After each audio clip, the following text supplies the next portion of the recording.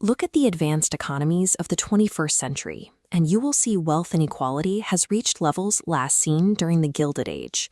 Before 1914, the top 10% of the population in France and Britain owned between 80 and 90% of all national wealth. For decades, economists relied on the Kuznets curve to explain this. This chart shows a theoretical path where inequality rises during early industrialization, but then falls to a stable, low equilibrium. The logic was that as capitalism matures, education spreads and wages rise. This process was expected to distribute wealth across the population. Actual longitudinal data covering 1900 to 2020 shows a different result. The share of wealth held by the top 1% collapsed mid-century before rising sharply after 1980, forming a distinct U-shape. Since the 1980s, the concentration of wealth at the top has climbed continuously across almost every advanced economy. This data presents a paradox. Total economic output is growing, yet wealth continues to concentrate. In 2013, Thomas Piketty published Capital in the 21st Century, providing a macroeconomic framework to explain this concentration. To understand if this inequality is a policy failure or a standard mechanic of capitalism, we have to deconstruct Piketty's central equation. Piketty's framework relies on two variables. The first is R, the average annual rate of return on capital.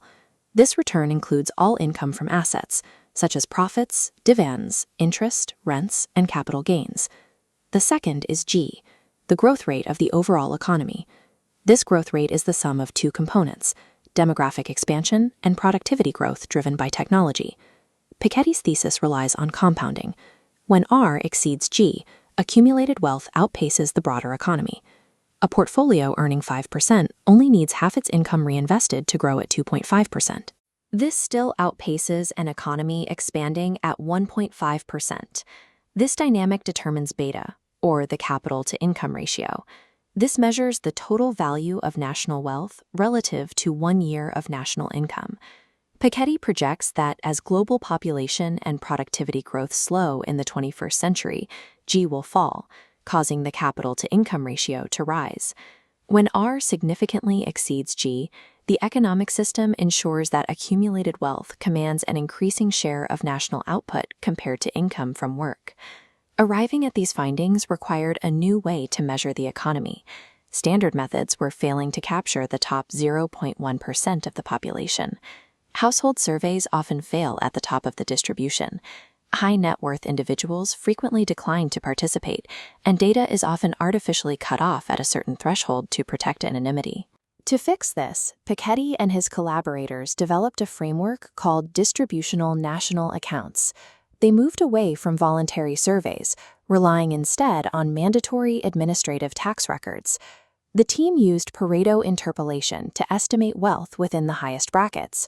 Pareto interpolation is a statistical method for estimating thresholds and totals in top-heavy distributions by assuming they follow a specific power law curve. They also analyzed centuries of estate and probate records to measure how accumulated wealth was distributed among the living. This new data showed that the period of high equality in the mid-20th century was not a natural feature of capitalism.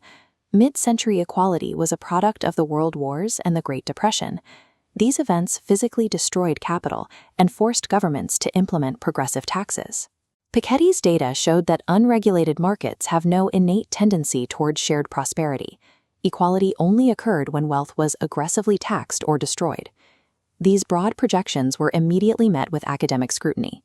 In 2014, an audit by the Financial Times alleged that Piketty's spreadsheets contained transcription errors and arbitrary population weightings. Most scholars concluded the errors were minor.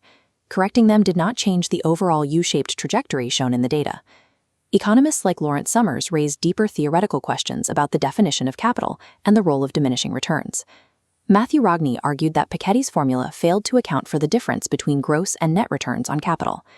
As capital accumulates, the cost of replacing worn-out assets, the depreciation, eats into the gross return. This can lower the net return below the rate of economic growth. Darren Acemoglu and James Robinson argued that the formula ignores the role of political institutions. They pointed to countries like South Africa and Sweden, which had similar macroeconomic dynamics but vastly different inequality levels.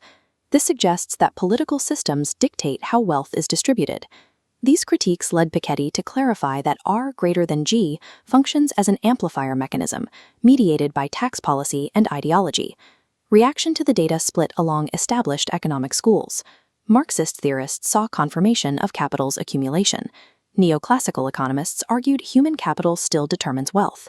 The social democratic school used the data to call for a global wealth tax. In the contemporary economy, the era of rapid technological catch-up in emerging markets is slowing down. Post-2020 data shows a widening gap. Billionaire wealth saw its sharpest increase on record, while real incomes for the bottom half have entirely stagnated. Gabriel Zucman has identified another factor in this concentration: offshore tax havens. Zucman estimates that 8% of global household financial wealth is currently held offshore and untaxed.